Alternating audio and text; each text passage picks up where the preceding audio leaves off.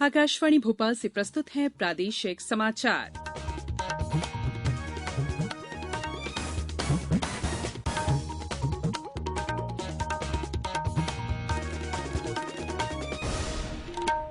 नमस्कार, समाचारों के साथ मैं संयुक्ता बैनर्जी। सबसे पहले इस बुलेटिन के मुख्य समाचार। राष्ट्रपति चुनाव के लिए कल वोट डाले गए, नतीजा 21 को आएगा सामने।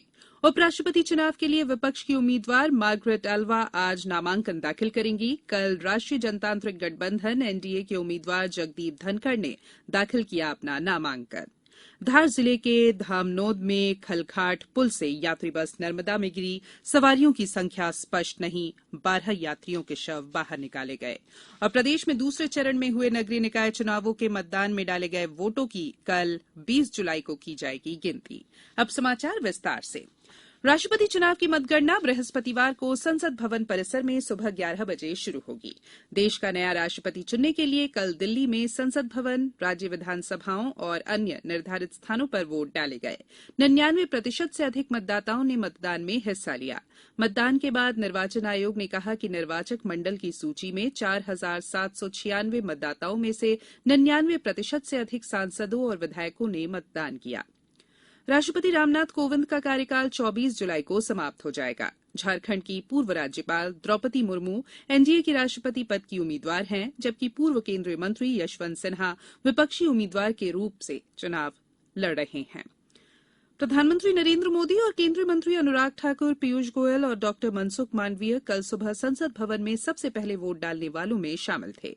केंद्रीय मंत्री अमित शाह और राजनाथ सिंह, भाजपा अध्यक्ष जेपी नड्डा, पूर्व प्रधानमंत्री मनमोहन सिंह, कांग्रेस अध्यक्ष सोनिया गांधी, कांग्रेस नेता राहुल गांधी, एनसीपी प्रमुख शरद पवार, नेशनल कॉन्फ्रेंस के नेता फारूक अब्दुल्ला, समाजवादी पार्टी के नेता रामगोपाल यादव और अन्य लोगों ने मतदान में हिस्सा लिया। दूसरी ओर प्रदेश विधानसभा में भी कल सुबह 10 बजे से वोटिंग शुरू हुई और दोपहर 3 बजे तक सभी विधायक वोट डाल चुके थे।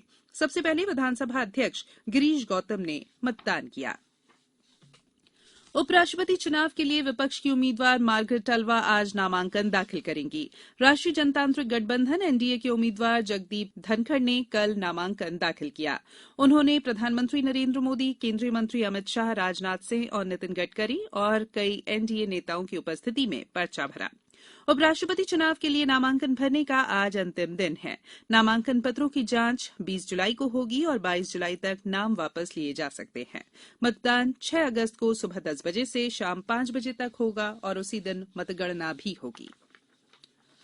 देश में कोविड टीकाकरण 200 करोड़ 30 लाख का आंकड़ा पार कर चुका है। कल 25 लाख से अधिक टीके लगाए गए। केंद्रीय स्वास्थ्य मंत्रालय ने बताया कि 12 से 14 वर्ष के बच्चों को अब तक 6 करोड़ 43 लाख से अधिक टीके लगाए जा चुके हैं। 5 करोड़ 87 लाख से अधिक एहतियाती टीके भी लगाए गए हैं। यहां रुक रहे हैं एक छोटे से ब्रेक के लिए। ब्रेक के बाद बुलेटिन में एक बार फिर आप सभी का स्वागत है। राज्य के धार जिले के धामनोद थाना क्षेत्र के खलघाट पुल से कल एक यात्री बस नर्मदा नदी में गिर गई। इस दुर्घटना में सभी 12 यात्रियों की मृत्यु हो गई। बस में सवार यात्रियों की संख्या स्पष्ट रूप से ज्ञात नहीं है। कुछ यात्रियों के लापता होने की आशंका भी है। उनके शव निकाले जा चुके हैं।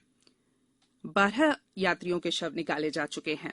धार के पुलिस अधीक्षक आदित्य प्रताप सिंह ने बताया कि बचाव दल मौके पर मौजूद है और राहत तथा बचाव कार्य युद्ध स्तर पर जारी है।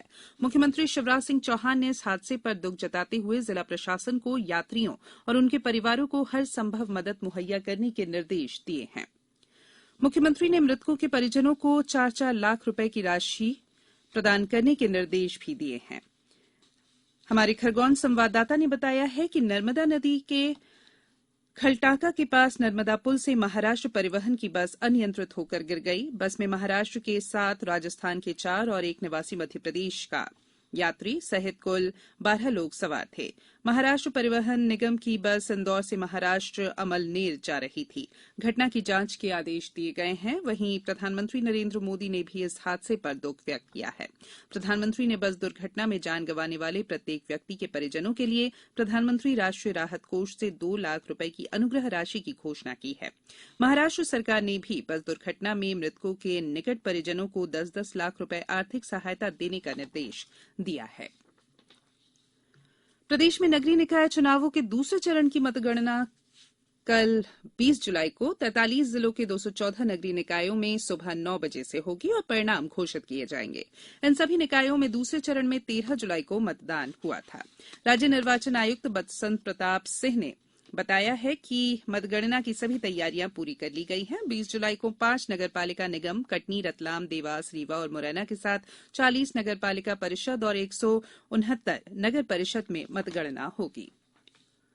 नर्मदापुरम संभाग के सभी जिलों में हो रही झमाझम बारिश के चलते नदी नाले जहां उफान पर आ गए हैं, वहीं भारी बारिश के चलते पुल पुलिया जलमग्न होने लगे हैं। मूसलाधार बारिश के चलते सुक्तवा पुल की अप्रोच रोड का एक हिस्सा बह गया, जिससे यहां पर करीब 12 घंटे तक पुल के दोनों ओर लंबा जाम लगा रहा।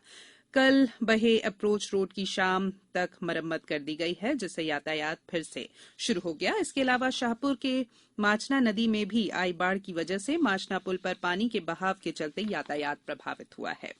अब कुछ समाचार संक्षेप में। मुरैना जिले की 6 नगरीय निकायों के लिए मतगणना 20 जुलाई को निर्धारित स्थानों पर की जाएगी। खंडवा कलेक्टर की अध्यक्षता में आजादी का अमृत महोत्सव के अंतर्गत हर घर तिरंगा जनजागृति अभियान स्वाधीनता सप्ताह 11 से 17 अगस्त तक मनाए जाने के संबंध में बैठक संपन्न हुई। श्योपुर कलेक्टर की अध्यक्षता में हर घर तिरंगा अभियान की समीक्षा के दौरान निर्देश दिए गए कि हर 50 घर पर एक तिरंगा वाहिनी का गठन किया जाएगा। चंद्रशेखर आजाद की 116वीं जन्म जयंती के अवसर पर भोपाल में 23 और 24 जुलाई को आयोजित होने वाली राज्य स्तरीय युवा महापंचायत में आगरमालवा जिले के 6 युवा जिले का प्रतिनिधित्व करेंगे। वहीं प्रदेश स्तरीय युवा महापंचायत में डिंडौरी जिले के 10 विद्यार्थी शामिल होंगे।